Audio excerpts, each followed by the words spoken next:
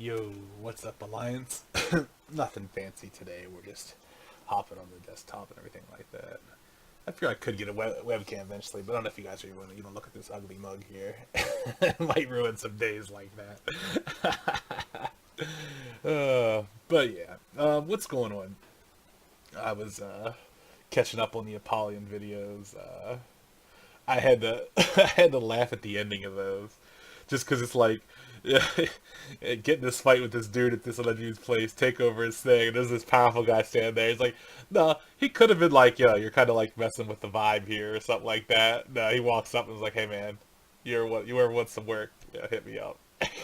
That's such an evil, that's such an evil guy thing to do, and that's something that I could always cracks me up. It's like we say, like, evil is everything in so many games. It's like it's not that evil is everything. It's just evil has it so much easier, so much. Evil, you're not like you don't like you don't have to be bound by moral codes. Some people, some evil people, yeah, they've got their codes and everything like that. But the great thing about being as evil is if you want to fudge those codes a little bit, no one's gonna give you any slack over it because you're evil. Uh, but yeah, I was just trying to think of like Drew's game. I don't know. If, Drew's game, evil wasn't everything. I was trying to think of like evil is in the various games. Like Generations, I don't feel like evil is everything in Generations. Like there's some really nice good people and there's some really nice evil people, and then there's a lot of people that are in between. But and I remember we always talked about like people talking about Karee's game, like evil is the way to go in that one. If you want to be somebody, you want to get some power or something like that, be evil. It's like Drew's game wasn't like that because Drew's game was just about disrespecting you. There was no evil people out there to come get you. It's like no, there was good guys to disrespect you. There was bad guys to disrespect you. There was the plants and fauna to disrespect you. Probably some dog. Like if a dog came up to you, you'd probably take a leak on your leg or something like that, and be like, oh, okay, yeah, you got it. But yeah, I was gonna talk a little bit about Victor Vega's power. Like if we ever get to do that movie with Tymir, who I know you said you're having a rough day, so no pressure or anything like that when making this come together. But you could use this in the future as kind of a form of reference. So Victor's powers aren't all that complicated. They were pretty simple because, I think that's one of the things. I'll get off topic a little bit here on one of my rants and rambles. Is I know at least for some of us, I don't know. Like you guys seem like you stick with your characters a long time. I seem to get mine killed a lot quicker, or get myself into situations where they get killed a lot quicker or something like that. But yeah, you guys seem like you have a lot of long-standing characters. But at least within the college group, we kind of cycled through them on a decently regular basis. But it was like there was always something interesting to see, like the person's next character, what they would come up with. Excuse me, how they would change their character creation process. And specifically for Drew's game, we went from making like the first thing we tried to make was these very powerful characters, and then I made someone who was reasonably powerful but more like fun. Like I liked his powers, abilities, and came up with a fun race that I liked because I'm a big fan of this like celestial cosmic type people, and not on the scale of being like cosmic power. Like I just like kind of that power of the stars kind of thing. That's something I enjoy. But with Victor and Alex, uh, we decided to dial it back and go for a more grounded real world experience. And that's kind of the beauty of real world is you don't have to make somebody who's everyone. And if ever is a testament to that, like it's my characters and Generations as they slowly have gotten self-imposed weaker and weaker as I've made characters. Like I've made myself weaker and weaker in Generations with every character I think, especially combat wise. Like my first character, he was like a half immortal, half something else, and he was just like a kind of a brawler type. And then Atticus was like he was like the king of versatility. Like he could throw a punch. Like he was I want to say he was half Saiyan. Maybe he was like half Saiyan, half mutant. I want to say he could throw a punch. He had Magneto powers. He had Hellspawn armor. He had like the trifecta of for versatility. Like he could get some in like durability. He had a power that allowed him a different scope beyond moving hard or moving fast and hitting hard. And then he had an item that was difficult to take. Like you couldn't just snatch someone's health spawn armor off their body. It was kind of like symbiote kind of level stuff where it stuck with you. That gave you a lot of versatility. Like it boosted his fighting because he had the health spawn chains. The cloak did some funky stuff. The armor boosted his durability and I think regeneration or something like that. But yeah, he was like a trifecta character as far as like a PC character went out of the gate and in Generations. Like I think since then, I've definitely made like weaker characters. Like Zeratul wasn't a straight up fighter, and what's his name? Omen. Omen was all right, but he was kind of like a side character. Like he wasn't. He had his wings and he flew fast and stuff like that. Like I just wanted him to be out there goofing around. And then Cass is definitely on the weaker side. Anyway, it's funny to see like people's evolution of their characters within games. But like you've got like X who's been around forever, like since the day where it's like you get to be a human. Like there was no other races or anything like that. And like I'm kind of curious, like if you guys ever considered, I know it's a lot of work for the DM, and he wouldn't be having that, but and like starting up like a secondary character or something. I know at some point he offered something like that, but I didn't know if you guys ever took it up to see like what else was out there or anything. And like I said, I don't know if Sage is your first character time here or not, but yeah, you people in your long-standing characters, that's for another time. Anyway, the point I was actually making this video with was Victor's powers. Now Victor was like, he was the immortal, as the DM explained to every NPC out there, despite the player's wishes, the very specific, the very direct wishes that he did not wish it to be well known that he was immortal, and that he would go through great lengths to hide the fact that he's immortal. All the NPCs know. Now, when I say immortal, it wasn't like he's this indestructible god or anything like that. There was two things. One, he doesn't age normally. Like if he ages at all, it's much slower. Like he could be a couple hundred years old. Like and I don't. It might be like vampire, immortal in that sense where, vampires don't really age, but like some of them like they get a little funky over time. It seems like. A little bit of that shade of humanity tends to gleam off, and there's more of a husk-like thing there. I don't know if that was the case with Victor or not, but I requested like that he not age, and that his body to be able to essentially repair itself. So you couldn't kill him through traditional means. Like if you cut his head off, and he would that would obviously render him unconscious and his body inoperable. But if someone put his head and his body back together, they would slowly heal back up and he'd be okay. If you like cut his arm off and cut it into a million pieces, he wouldn't have an arm after that point. Like incineration was like, or not, maybe not incineration. Incineration would be a kind of weakness, but like absolute like decimation of a body part. Like you would have to like blow it off and then like blow it up, that kind of thing. Like he could be incinerated by like a cosmic blast or something like that, and he'd be dead. Like there was nothing like that. There was nothing like galactically level immortal powerful about it. It was just for a human, he was pretty hard to kill. And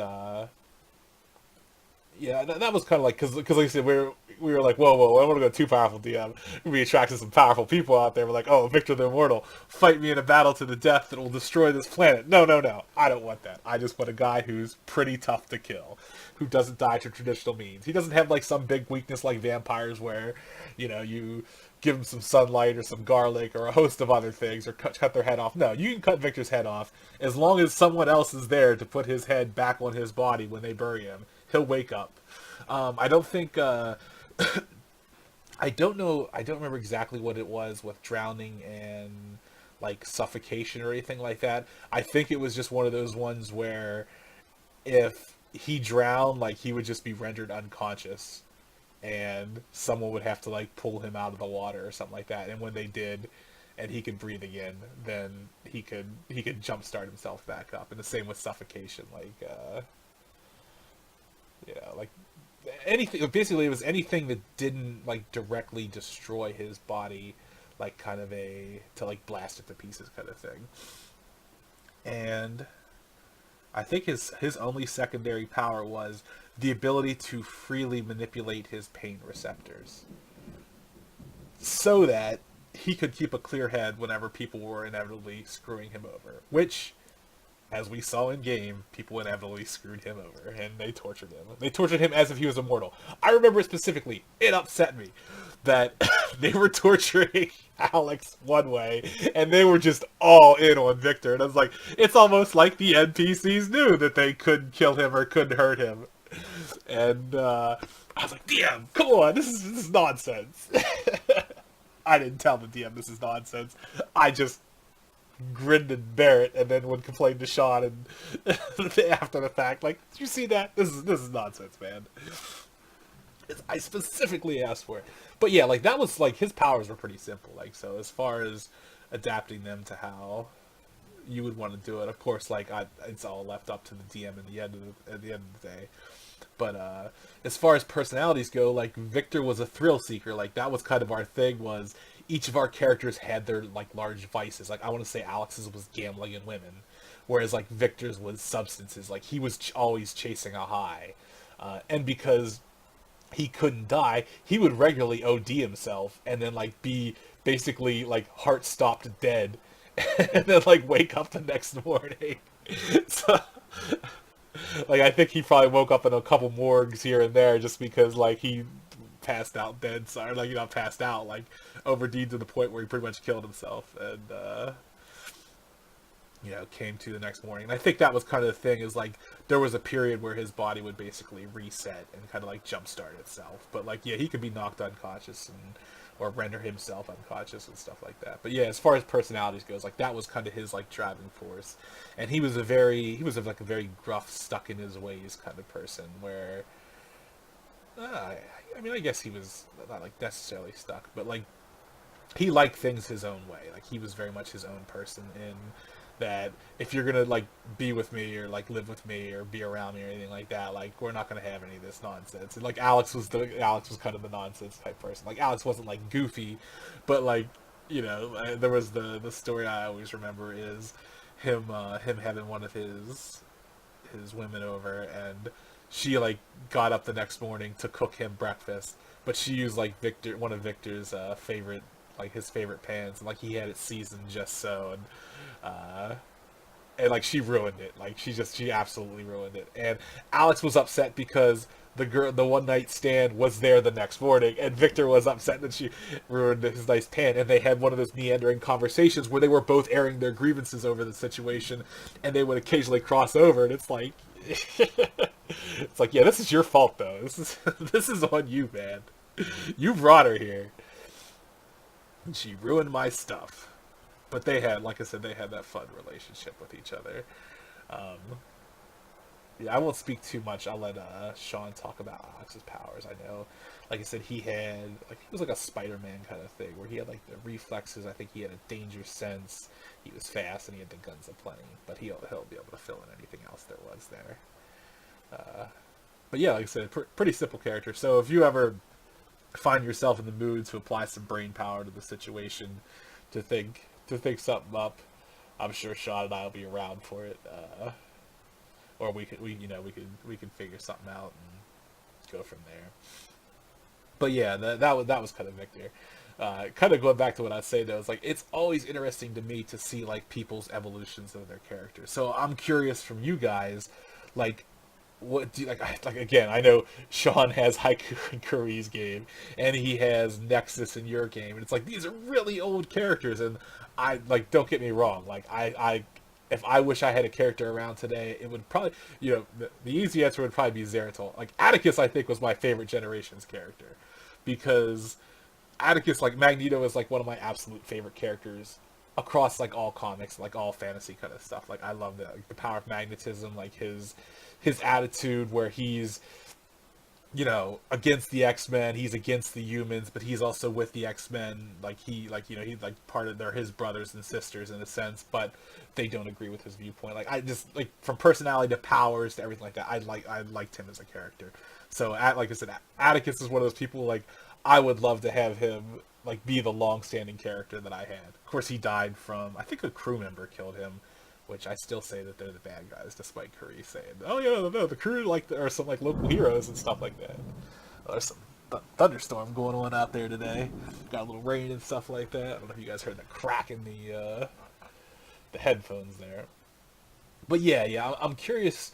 Like, is there anyone who has like any like not long-standing characters? Like I know like Keith and Eric, I don't think their characters are as old, and like some it's just mainly because they've picked up the game later, like they've gotten into different games like that. But yeah, like I feel like in like so maybe it was just the college day age where we just rotated characters a lot more, and it's like it's definitely there's that funness to there's a certain level of fun to like trying something new out, seeing how it works, seeing like a different aspect of the world, and that's something like I've always tried to push for. Like I say it mostly for Generations because it's like the game I had the most experience in. It's like, yo, you people need to spend some points in the store and find out some stuff and share that information, like the Life's Embrace thing and what was like the Nui energy. Like there's so much in Generations. Like I want to know. It's like you want to read like the lore Bible to Generations, that kind of thing. Like, there's so much stuff I want to know about the Herald. Like, if I could sit down and like talk to the Herald for a while, I'd be like, hey man, who are you? What exactly are you? Like, are you an angel? Like, were you an angel? Like, where you come from? Like, how'd you get the Sword of the Ancients? What does the Sword of the Ancients do? Like, all that kind of stuff. And I was thinking about like pitching the DM an item like that you could buy that's like a dossier on like an NPC or something like that, and you can spend some points to basically get some info that you might not know otherwise. Like, I'd probably use it on stuff for my own characters more so, like, than anything else. Like, I don't care about anyone. Like, I don't need to know anything about Cass's, like, squad at this point. Like, there's no one in his game. But, like, there's some people in the past that I still wonder about. Like what's the origin of Fist in Your Jaw, man? How did he get those powers? What's his goal? If he accomplishes said goal, does he get more power for putting his fist in your jaw? And like I said, I think part of the beauty of it is the mystery that's involved. But being a curious being by nature that we are, at least I want to know what the heck is going on with a couple of these people. Like, what were their intentions? What was our end goal? Like, that kind of thing. And yeah, I'll probably pitch it to him like with his item shop thing. And if you guys haven't pitched any item shop ideas, you need to get on that, because I got a pretty decent amount of points out of some of the stuff that I suggested, and I like the DM adapted it. Like, I think one of the things, I don't know if the DM has said this specifically to everyone yet, but he had mentioned to me, he's looking for more original stuff rather than stuff from like other games, other universes, another Crack of Thunder, stuff like that. So you guys, I said that was kind of the tough part. Is like a lot of us have our own games. It's like we got save the best stuff for our own games. But if you can think of something fun for Generations or everything like that, pitch it to the DM. You might get some points out of it, and then in turn spend those points to get some knowledge, so we can figure out what the heck's going on in Generations. But yeah, I'll stop there for now because the storm's getting bad. I don't want my power getting knocked out. Hopefully this will upload here before things get too crazy, and we'll catch you guys later.